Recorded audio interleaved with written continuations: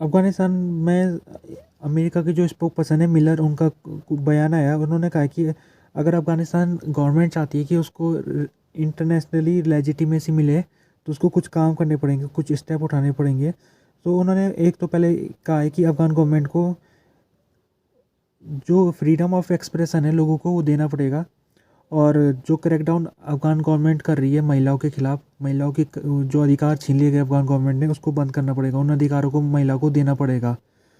तो ये कुछ अगर अफ़गान गवर्नमेंट कदम उठा लेती है तो लेजिटिमेसी मिल सकती है अफ़गानिस्तान गवर्नमेंट को, ये मिलर का कहना है।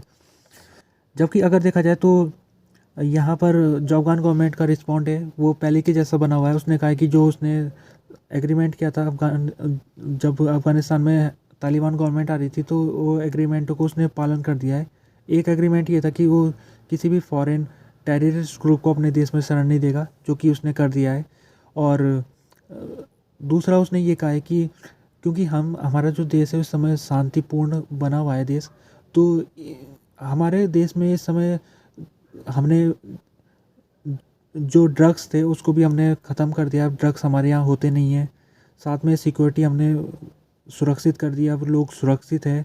तो वो कहते हैं कि अफ़गानिस्तान गवर्नमेंट कह रही है तो हमको अब हमारे जो सरकार है अब उसको रिकॉग्नाइजेशन मिल जाना चाहिए। जो मिलर है उनसे दूसरा सवाल ये पूछा गया था कि इस समय अफ़गानिस्तान में कई लोग ऐसे हैं जो कि अमेरिका के लिए काम करते थे जब अमेरिका का यहाँ पर शासन हुआ करता था, अधिकार था जब अमेरिका का 2001 से लेकर 2020 तक जब अमेरिका का यहाँ पर कब्जा था, तो उस दौरान कई अफ़गान लोग थे जो अमेरिका के लिए काम करते थे, तो अफ़गानिस्तान में वो फंसे हुए हैं।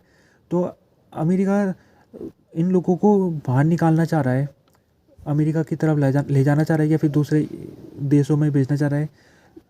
तो इसी को लेकर उनसे सवाल पूछा गया था और पूछा ये गया कि आप, क्योंकि ये जो आपने कमिटमेंट किया था इन लोगों को बाहर ले जाने का, तो आप इस कमिटमेंट को अभी तक आप पूरा नहीं कर रहे हो।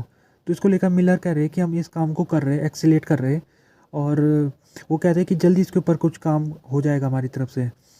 जो अफ़गानिस्तान में ड्रग फैक्ट्रीज है वो 1100 ड्रग फैक्ट्रीज को डेमोलिश कर दिया गया है जब से इस्लामिक एमिरेट की सरकार आई है। ये हमकर का कहना है, जो कि deputy minister for counter narcotics है। वो साथ में ये भी कहते हैं कि 13,000 लोगों को जो नारकोटिक्स बिजनेस से जुड़े हुए थे उनको गिरफ्तार कर लिया गया है।